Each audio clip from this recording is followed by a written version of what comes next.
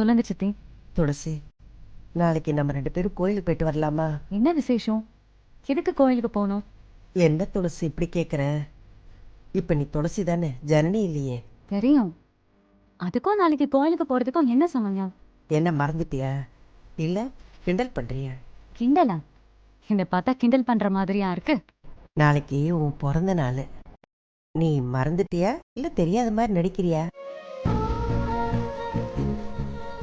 நான் பிறந்ததே வேஸ்ட். இதுல வேற பிறந்த நாள் கொண்டாடணுமா? காமெடி பண்ணாதீங்க சித்தி. உனக்கு என்ன கிடைக்கணுமோ அது கண்டிப்பாக கிடைக்கும். ஏதாவது பேசாதீங்க. நானே ரொம்ப டயர்டா இருக்கேன். இதை பார்த்து துளசி, என்ன நடந்தாலும் அதுக்கு ஒரு காரணம் இருக்கும். நீ நம்பு. இந்த மாதிரி நம்பிக்கைகள்லாம் இந்த மாதிரி பொண்ணுங்க சோர்ந்து போகக்கூடாது, வாழ்க்கையில நம்பிக்கை இழந்துடக்கூடாதுன்னு நல்ல எண்ணத்துல சொன்னது. ஆனா அது உண்மை இல்லை சித்தி.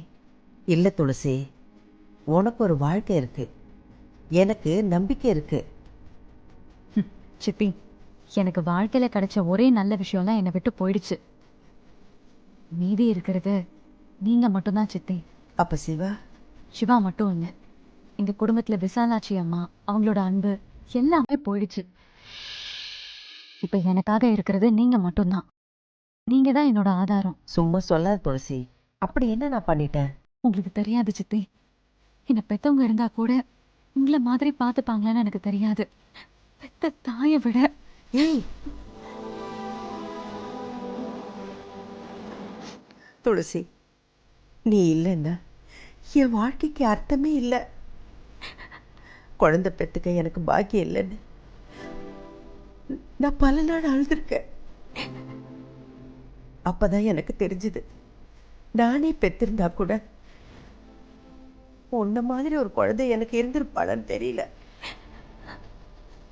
நீ எனக்கு கிடைச்ச பொக்கிஷம் துளசி. நீதான் எனக்கு வாழ்க்கை கொடுத்தவ.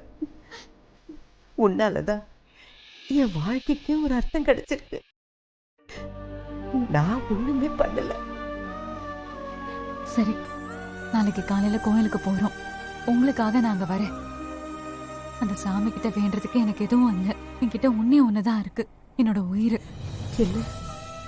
அதையும் எடுத்துக்கோன்னு தான் வேண்டணும்.